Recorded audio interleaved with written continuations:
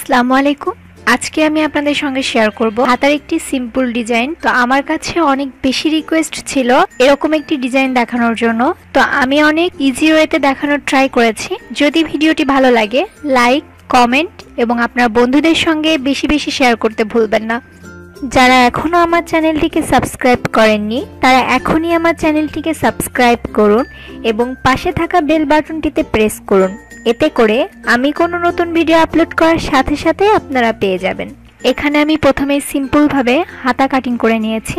তো হাতা কিভাবে কাটিং করতে হয় সেই ভিডিওটি অলরেডি আপলোড করা আছে, আমি আপনাদের জন্য ডিসক্রিপশন বক্সে লিঙ্কটি দিয়ে দিব। যারা এখনো দেখেননি তারা দেখে নিতে পারেন। হাতার কাপড়টিকে ভাঁজ করে মাঝখান দিয়ে আমরা কাপড়টিকে কেটে নিব। তো আমাদের দুটি পার্ট বের হবে,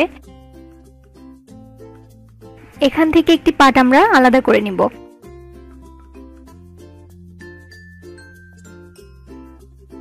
কাপড়টিকে সোজা সাইডে রেখেছি এবং আমি এখানে পাইপিং দেওয়ার জন্য একটি কাপড় কেটে নিয়েছি।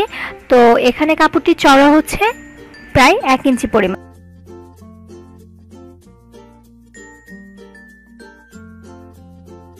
এই কাপড়টিকে আমরা দুই সাইড থেকে এভাবে ভাঁজ করে দেন আমরা সেলাই করে নিব।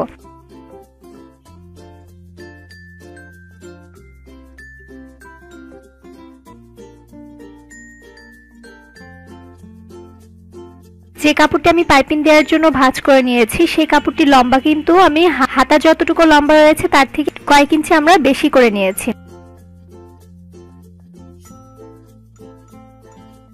তো কাপড়টিকে আমরা এভাবে ধরে আমরা এখন সেলাই করে নিব।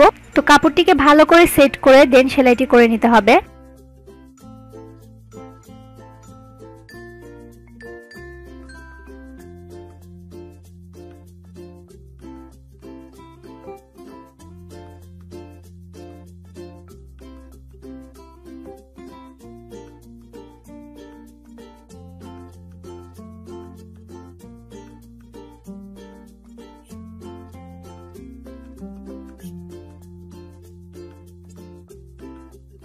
দেখুন আমাদের সেলাইটি করা কমপ্লিট। এখন হাতার কাপড়টিকে উল্টো সাইডে রেখেছি এবং নিচে যে আরেকটা পার্ট আমরা এখন সেলাই করব সেই পার্টটিকে আমি সোজা সাইডে রেখেছি।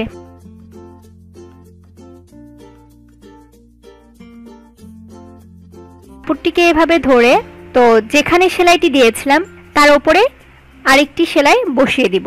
ঠিক আছে, তাহলে আমাদের পাইপিংটি বের হয়ে যাবে।